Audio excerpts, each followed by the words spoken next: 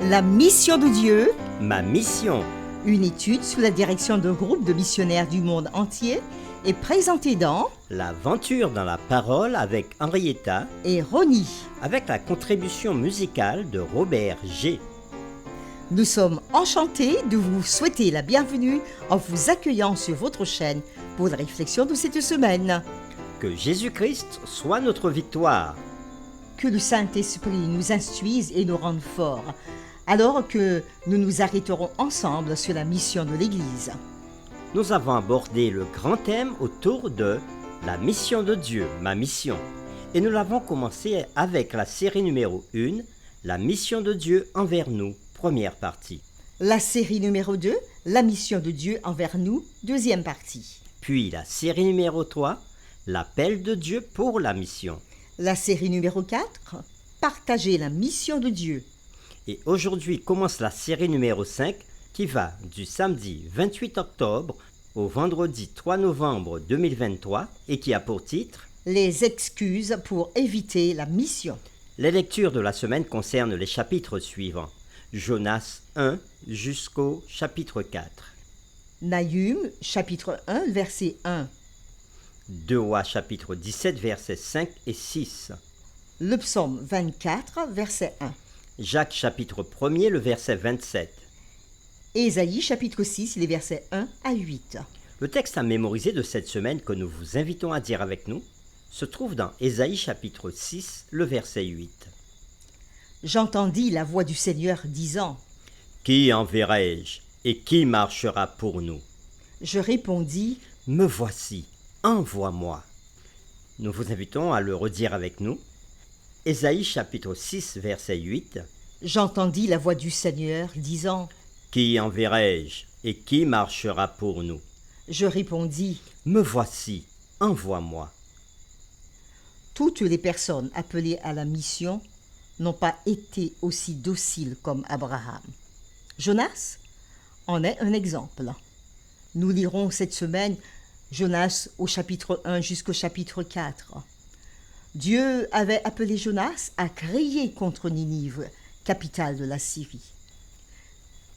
Cette ville située dans l'Irak moderne était d'environ à 900 km de Jérusalem, couvrant tout un mois de voyage. Jonas n'avait pas seulement refusé d'y aller, il s'était enfui dans la direction opposée. Arrivé à Jopé, il paya les frais de transport pour Tarsis, aujourd'hui le sud de l'Espagne. Ce voyage par navire d'environ 3000 km aurait pris plus ou moins un mois en fonction des conditions météorologiques.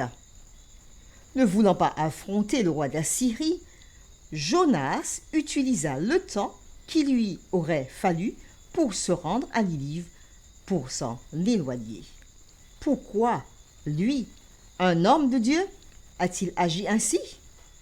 Les Ninivites avaient la réputation d'être méchants, un peuple connu pour sa méchanceté et sa cruauté, et qui avait attaqué Israël et Juda.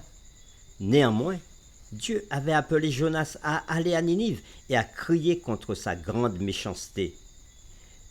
Les mots utilisés ici dans Jonas chapitre 1er, le verset 2, sont très similaires à ceux utilisés par Dieu avec Abraham concernant Sodome et Gomorrhe dans Genèse chapitre 18, les versets 20 et 21.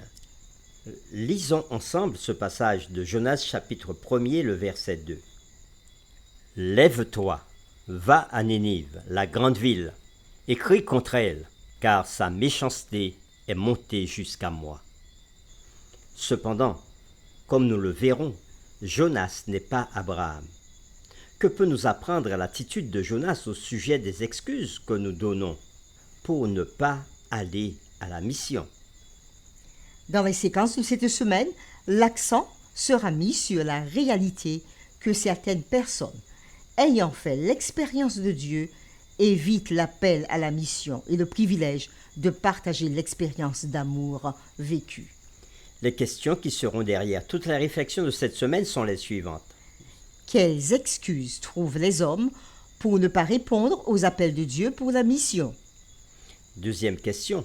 Malgré nos excuses, Dieu ne veut-il pas toujours continuer à collaborer avec nous? C'est avec les séquences suivantes que nous le ferons. Dimanche 29 octobre, nos excuses, la peur. Lundi 30 octobre, nos excuses, les fausses opinions. Mardi 31 octobre, nos excuses, les inconvénients. Mercredi 1er novembre, nos excuses, des confrontations incommodantes. Jeudi 2 novembre, me voici, envoie-moi. Et vendredi 3 novembre, comme à l'accoutumée, nous ferons le résumé et nous poursuivrons avec des réflexions avancées. Cette semaine encore, nous approfondirons ces séquences. Que Dieu nous éclaire alors que nous partagerons ensemble sa parole pour cette nouvelle semaine. Prions ensemble. Merci Père. Loué soit ton saint nom, car tu es un Dieu grand, un Dieu qui voit ce que nous, humains, nous ne pouvons voir.